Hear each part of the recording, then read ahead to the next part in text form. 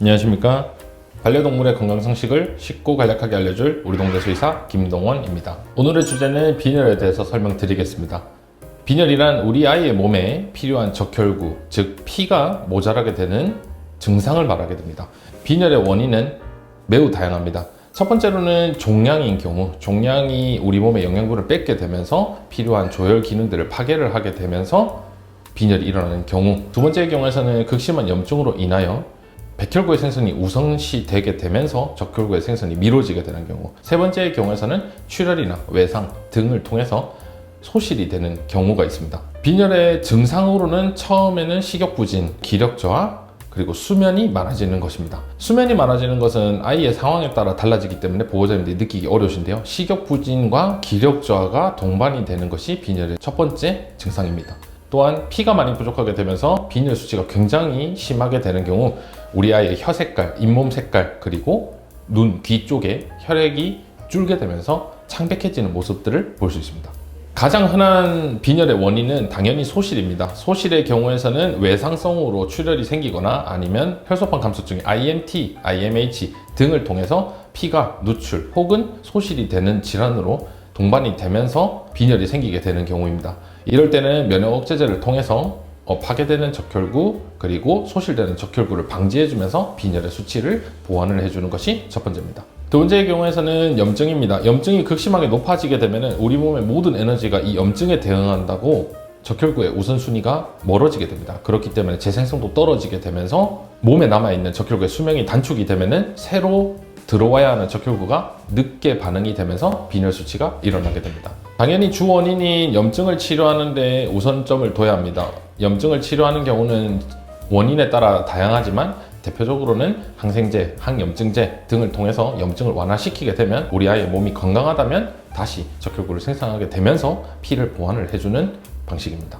세 번째는 쉽지 않은 싸움인 종양입니다. 종양세포가 가장 선호하는 곳이 조혈세포들입니다. 조혈세포라는 것은 백혈구, 적혈구 등 우리 몸에서 많이 필요로 하는 그리고 많이 생성을 해내야 하는 골수 쪽에 많이 퍼지게 되어 있는데 이쪽을 종양이 전이가 굉장히 많이 일어나게 되고 여기에 대한 공격이 많아지게 되면서 빈혈이 일어나는 경우가 굉장히 많습니다. 또한 염증이나 소실을 1대1처럼 막아줄 수 있는 경우가 아니기 때문에 많은 치료와 많은 방법들이 병행이 되면서 치료를 해나가는 경우가 많습니다.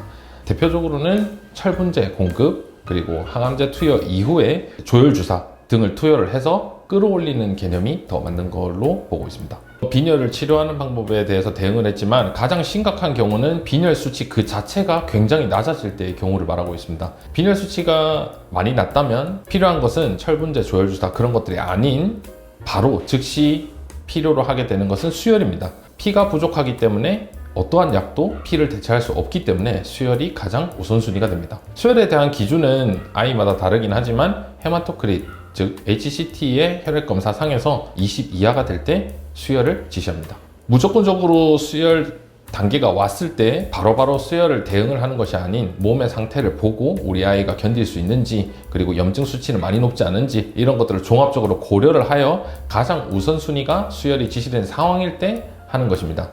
왜냐하면 수혈 부작용도 쉽지 않기 때문에 결국에는 혈액이 아무리 혈액형이 같고 교차 검증을 한다 하더라도 남의 피가 내 몸에 들어오는 것이기 때문에 우리 몸에서 면역 반응이 생기게 되면 쇼크나 급사, 발작 등이 일어날 수 있기 때문에 굉장히 신중을 가야 합니다.